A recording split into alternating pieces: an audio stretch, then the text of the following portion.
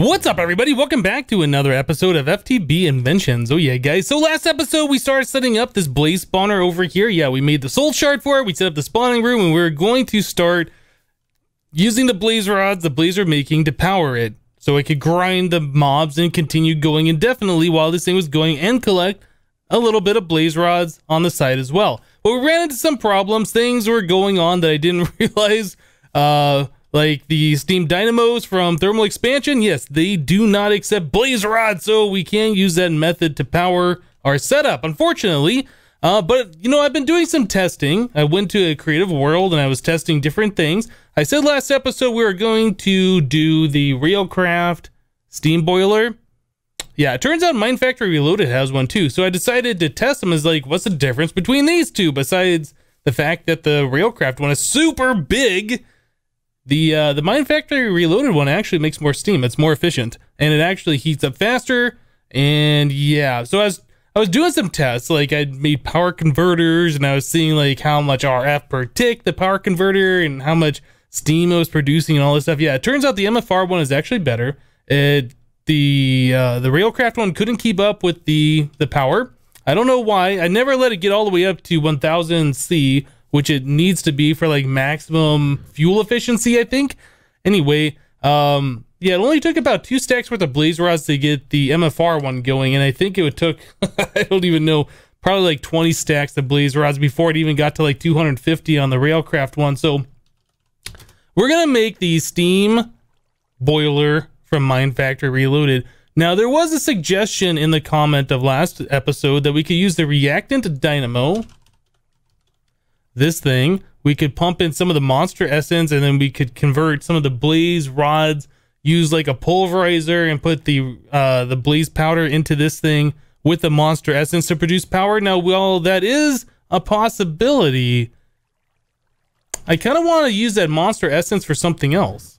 I kind of want to be able to make experience out of that stuff. So we do have another use for it. I don't know how much of that monster essence we need for the reactant dynamo, like if it doesn't use very much or whatever, but I'd prefer to keep as much of it as possible. And then later on, if we have an overflow of blaze rods and of the monster essence, we could look at adding in more power that way. But I think to start with, we are going to go with the steam boiler from MFR. So I was looking at the recipe for this, and it is not that bad. We just need some nether brick stairs and 2 reinforced portable tanks, which is, I guess, the 3rd level of these. Let's just go ahead and start making this stuff right now. So we need 2 of these portable tanks. Oh, a relay class? Oh, dang it. Okay, so that is a low exchange value. I think it is 1-to-1, actually. I think it's just 1 piece of stone or cobblestone would equal 1 piece of glass. Oh, you know, we got plenty of stuff in here. Let's just grab a stack of glass. That should be perfectly fine. Yeah, eventually we'll have things set up and we won't have to rely on exchanging. We'll have all the infrastructure set up and we'll automatically, I don't know, produce cobblestone and then pulverize it and then smelt it and all this stuff. But for right now, exchanging is just the easiest way to go about this. It's faster. All right, so we have to wrap that in Invar. So we need 8 Invar. And then we have to take that and wrap it with reinforced, or I guess hardened glass. Yeah, we'll do that. We have plenty of that stuff made up as well. Okay, so we got that done. Then we needed plastic sheets. Oh, we do have a little bit. Let's make a little bit more. All right, so we got that done. And then we needed the nether brick stairs. I think that should do it. Oh, what was the other thing in the center here? Oh, we need a sludge boiler. Ha! That got me. I didn't even realize that. Do we have this? No. I was hoping we could just make that. Okay, so we have to make the sludge boiler too. That's fine. We have plenty of the stuff for the plastic sheets. Machine frame, tin gear. Let's just make a couple of those so we don't have to worry about that. I think those have exchange value too, and I think I learned them before, but it's just way easier to craft. And since we have the materials in the system, right? We'll make one of those, and we have to make the other, what was it, stone gears or iron gears. All right, we'll make a couple of those. And I think we should be about ready. We might need a bucket, and actually we might need those ferni. Let's make these. Okay, I think we should have everything now completely to make this thing. There's a sludge boiler. There is a steam boiler. Awesome. Okay, so we got that all done. So my testing in a creative world showed that the steam boiler can power 5 of these steam turbines, and it seemed like when I got the steam boiler fully powered, it was able to do a 6th one. And each one of these does 160 RF per tick. So yeah, it's a decent amount of power that we can make off of that one thing. So we already have some of the steam dynamos made up because, yeah, we were trying to use that to power it. Yeah, that doesn't work. So we're going to go ahead and reclaim our steam dynamos. We're going to make 5 of these things. We're going to hook up our, the steam boiler. We'll get things going. So let me do a little bit more crafting, get a little bit more prepared, and we'll be right back, guys. All right, guys. Well, I got a lot of things prepared, so we should be ready to go to hook this thing all up. So the steam boiler from my Factory Reloaded does require a lot of water. So in order to provide enough water for all of the steam turbines we're going to be having here, we needed 1 aqueous accumulator per turbine, so we need 5 of them. I think that's all we're going to need anyway. Like I said, I tested this out in creative, and that was the amount that I came up with. So let's start hooking some things up. All right, so I got some pressurized fluid conduit. So go ahead and connect these things all like that. This one right here, we don't really want connecting to this one, so we'll just go ahead and say disabled. Cool. So then we can just go ahead and connect these pipes in between. I don't know, something like that actually should be all that we need to do. And we just grab a wrench. We should just be able to click these guys, connect them all together. Yeah, the ones that have fluid don't connect to the new ones you place down because you might not want whatever fluid's in that pipe going into the new pipe you're laying down. Anyway, that's the reason why that does that. So I have some item conduits here, and we are going to take all the items from our grinder, and we're going to store them over in these deep storage units. So we just need to wrap some item conduit over like this. That should be pretty good. So this bottom one here, this is going to be sulfur. We want to go ahead and make sure this thing is set to insert only, and we're going to set this at a priority of 1. And then our deep storage unit here, this one is set to blaze rods. I have it locked, so it'll only hold blaze rods. This one we're going to do in and out. We're going to set it to a priority of 1. I think that might be all we need to do on this. Okay, so when blaze rods come in from the grinder, they are going to go to our deep storage unit first. I guess it'd be this one. And then when our boiler needs a blaze rod, it'll pull from here over this way. Okay. I don't think it matters like the distance. I think these pipes, I know there's speed upgrades and stuff, but I don't really think it matters the distance.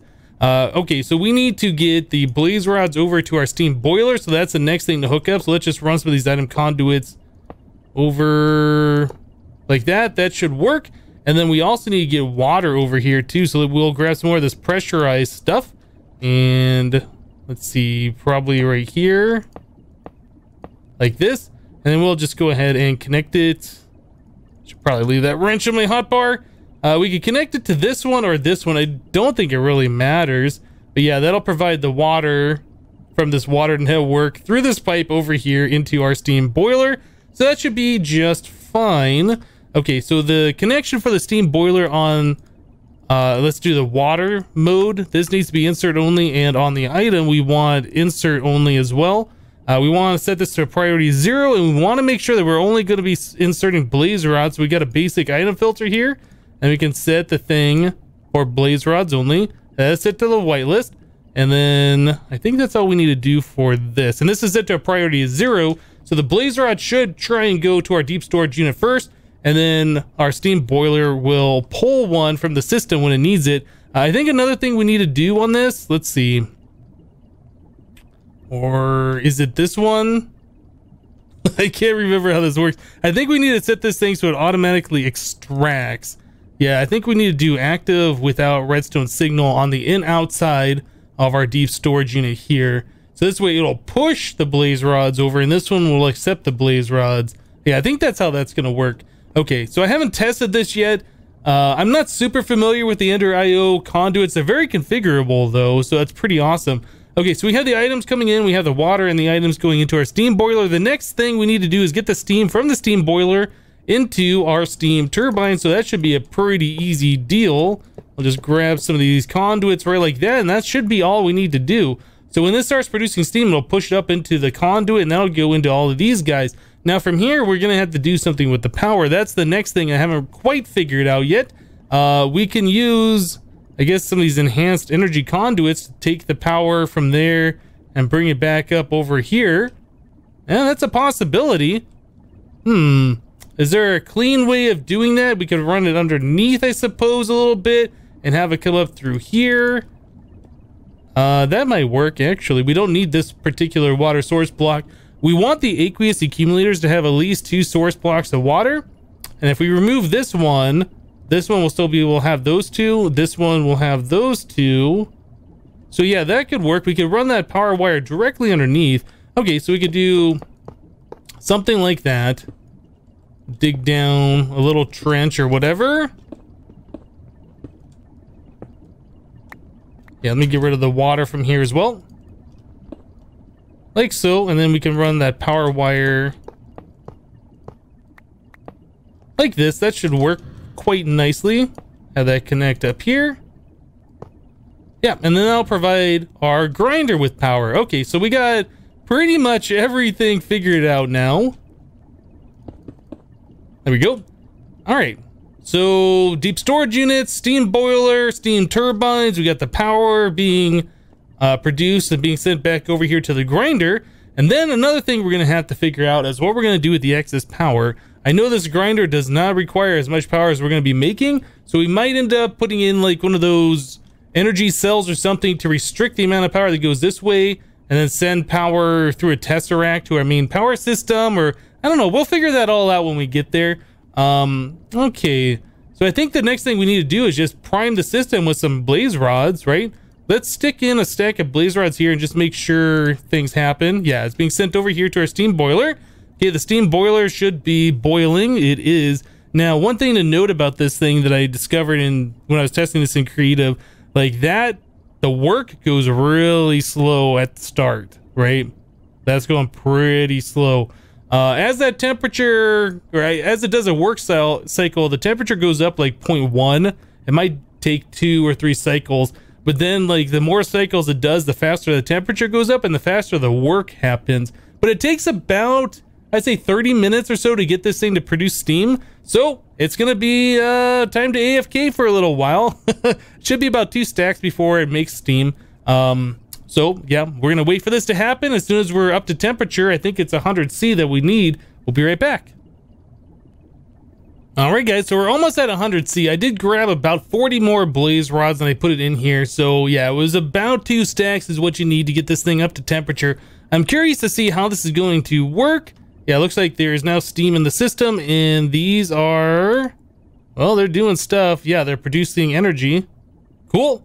So now that the energy is full, these things should go all the way full as well. Awesome. Okay, so yeah, we now have a stockpile of steam over here. So yeah, everything is working correctly. I do believe this thing will slow down on the amount of blaze rods that it uses when the temperature gets up to the maximum. I'm not 100% sure on that, but you can see right now it's not going that fast. It's probably like every 5 to 7 seconds it's using a blaze rod, right? It's not super quick, but yeah, that temperature is still going up. Yeah, it looks like everything's happy, and the water amount was pretty good too.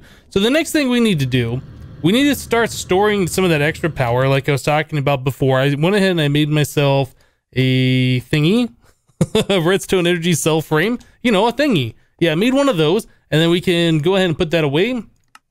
Let's make the resonant energy cell. Oh, you know what? We can't do that, can we? We have to do this. Resonant energy cell frame. Then we have to make one of these guys, which is fine. And I think we have everything. There it is. Okay, so we got a resonant energy cell that holds 80 million RF. That's going to be a decent amount. So all the excess stuff that we're not using, we can store up into this. So that's going to be pretty cool. All right, we can put all this extra stone away as well. So we have that. Let's see, what else are we going to need? We want the blaze turned on. I'm trying to think if there's anything else in particular we need to do before we get this thing going. So I did rearrange some of the wires a little bit more. I put the power directly underneath the steam turbine, so you can't see them at all, which is pretty good. And then I changed the way this pressure conduit is, just so it looks a little bit cleaner, nicer. And the same thing with the item conduit. We had that up at this level and I moved it down so it matches the other side as well. To me, I think everything looks a little bit better this way. Anyway, yeah, let's go ahead. We'll put in, I don't know, I think right here should be fine. the resonant energy cell. I was going to say creative energy cell. We'll put this right here.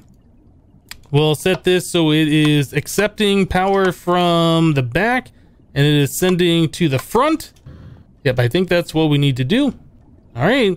So any power that we're making will go into here, and then this is going to provide power for the rest of the system. That's pretty good. So that is filling up with power, so we are definitely doing things. We're doing something right anyway. Okay, so that has power. I think we are ready to go. If we turn on our blaze spawner, well, we're gonna have to sleep again. Yeah, I wish there was something like the Magnum Torch from Extra Utilities in this mod pack. I know there's the aversion obelisk from Ender.io, but that requires a lot of power. I don't know if that you can set that to avert every single type of mob or only one specific type. But either way, let's turn this thing on. I think we should be ready to go. Okay, yeah, we got a redstone signal in there. The thing has turned purple. So now we're spawning in blaze. That's not going as quick as I thought it should go. I thought it should be going a little bit faster than that. But I guess that's like 5 every 5 seconds, so it's like 1 blaze a second, I guess. But it should be okay. We're gonna have to turn down our sounds though, because that hostile creature sound is just gonna get a little crazy. And then I think it is block is the crackling sound from these things. Sounds a little bit better anyway. All right, so how are we doing down here? So this thing is killing them, but is it killing them fast enough? That's the question. We aren't storing any blaze rods over here. I want to see this number go up. And it doesn't look like, oh, it's going a little bit. It's going a little bit. You think with how fast we're killing those blazes, it sounds like they're dying pretty frequently, that we'd be getting a stockpile over here. We might end up needing more than one grinder, and that's fine. We can definitely get that going on. How many of these guys do we have here? I'm seeing like 20 or so. Yeah, we're going to want to kill these guys a little bit faster than what we're doing right now. Okay, so we got a little bit more stuff to do. I'll go ahead and hook up 2 more grinders. I'll get the conduits going for those. We'll give it another test, and hopefully we can get our steam boiler filled up full of these blaze rods and get a little stockpile happening over here. So let me work on that, and we'll be right back, guys. Alright guys, well I spent a little bit of time here. I was kind of rearranging some things. I changed the area where the mobs fall down from a 1x3 to a 3x3. Yeah, we're having a lot of blaze that were, I don't know how, they were getting pushed into blocks or whatever, and they were suffocating. See, there's one right there that's having that happen right now too. I don't know how to prevent that, but I think it has something to do with these conveyor belts. And maybe mob bumping into them as they're falling next to the conveyor belts. I honestly don't know. But it was happening way more frequently before I opened this up to the 3x3. So I'm pretty happy with the way this has turned out so far. So I also moved the hole down a little bit away. Yeah, it's in the center of this room right now. And then I made the window a little bit bigger. We added in the 2 different grinders, or the 2 additional ones, I mean. And yeah, so we got things happening now. The blaze are spawning and they're dying pretty quickly. So we are making things happy over here. I accidentally broke our steam boiler. Yeah, it's been a little bit since the last clip. I was rearranging the pipes that we had here, and I was using my wrench, my crescent hammer, and I went to shift click the pipe and accidentally clicked the steam boiler and broke it. So yeah, it loses all of its temperature if you do that, so be careful. But yeah, we did not lose the blaze rods that were stockpiled in there. Anyway, I moved the pipe that was doing the steam underneath, so that's routed underneath the bottom here, and it is connecting along with the power wires down there as well.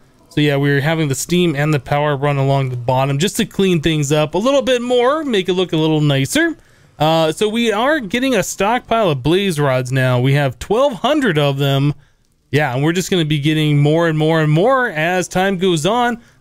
We have 45 million RF stored up here. So yeah, everything is going great with this farm so far. So we have extra power to do other things. We could probably use this power, like I said, we could either add that to our main power supply eventually, or we can use that power to power other mob farms, like an Enderman farm we were talking about we wanted to do before.